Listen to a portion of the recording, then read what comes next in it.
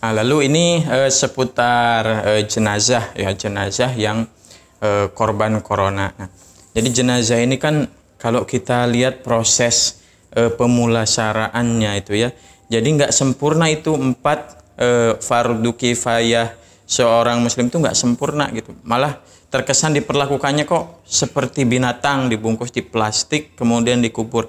Nah, ya, pertanyaannya, apakah kita ini yang muslim-muslim yang terkena kewajiban untuk mengurus jenazah itu tidak tercatat sebagai orang yang sudah yang tidak menjalankan kewajibannya terhadap jenazah?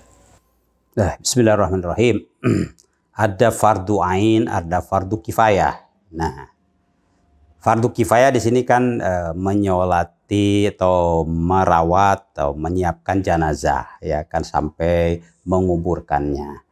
Itu dalam kondisi fi halatil ikhtiar, dalam kondisi normal.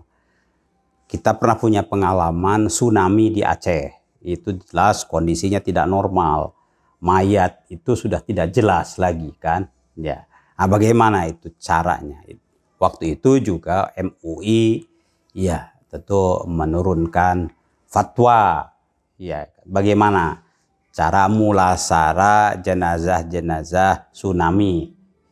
Ya tentu salah kalau dilakukan seperti biasa, ya kan, karena itu akan mengakibatkan mudorot bagi yang melakukannya atau mentajhiznya. Maka langsung saja dibungkus, ya dibungkus. Alhamdulillah masih bisa dibungkus, dikafani, lalu dikuburkan, kan begitu.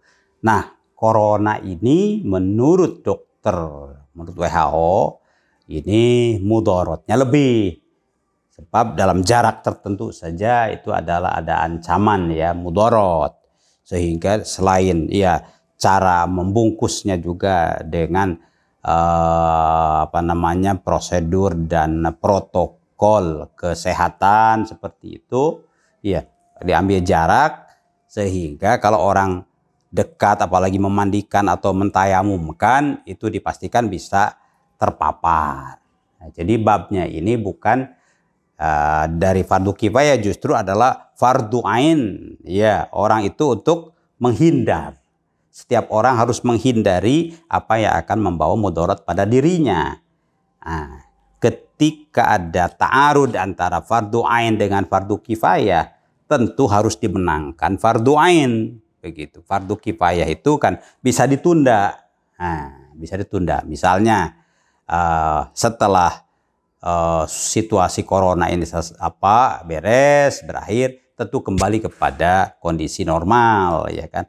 Sholat misalnya, sholat hadir tidak bisa, sholat jenazah hadirah tidak bisa, bisa sholat gaib, begitu. Makanya sudah ditangani sesuai prosedur dan protokol kesehatan agar tidak mudarat pada yang lainnya. Lalu yang bisa dilakukan hanyalah tentu mengantarkan ke kubur bisa, ya tentu dengan protokol kesehatan juga, jumlahnya terbatas dan dilakukan penjarangan fisik. Setelah itu menyolatkan juga bisa, yaitu sholat gaib. Nah, itulah jadi fardu ain didahulukan dari fardu kifayah.